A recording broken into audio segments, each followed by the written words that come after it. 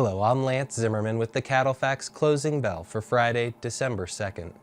Regional price differences exist across all classes of cattle, and the basis between fed cattle from the north and south has been relatively wide during the last month.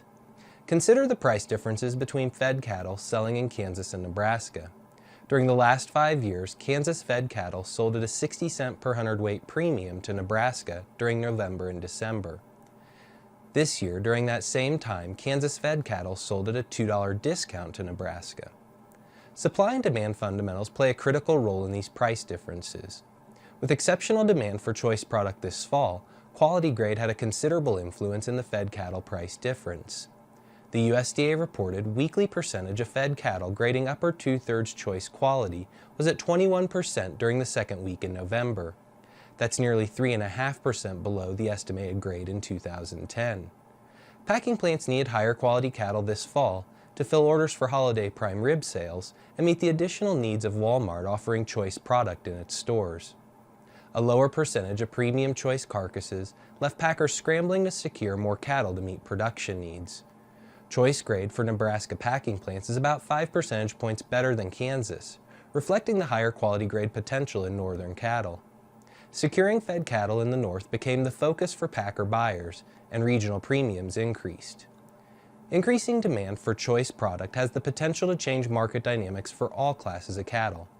The fall fed cattle market showed quality grade potential could play an increased role in pricing if the industry can sustain the higher demand seen for choice product. Now, your weekly market update. Fed cattle prices were $3 to $4 lower on a live basis, while dress sales were $7 to $9 softer. Sale volumes this week were light to moderate. In the South, sales were collected at $121 to $122 per hundredweight.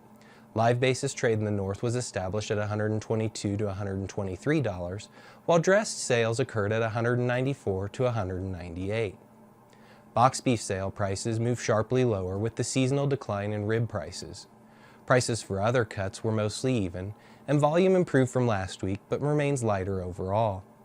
Feeder cattle values were steady to $1 higher, while calf prices were steady to as much as $5 better.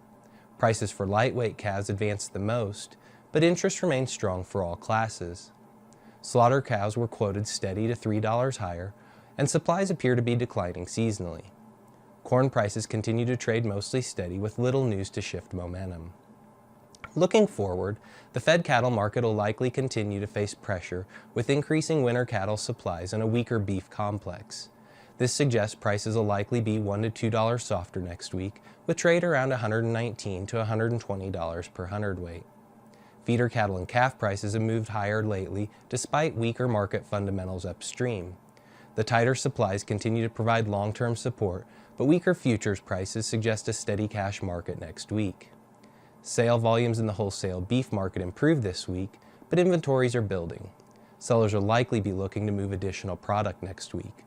Prices have moved nearly $10 lower over the last 2 weeks, so expect prices to move $2 to $3 lower next week, putting choice boxes in the mid to upper $180 range. Corn prices will continue to be steady to softer. Weaker demand prospects suggest prices will trade in the upper $5 per bushel range in the coming week. Thanks for watching, and remember to visit cattlefacts.com for your latest market news and analysis.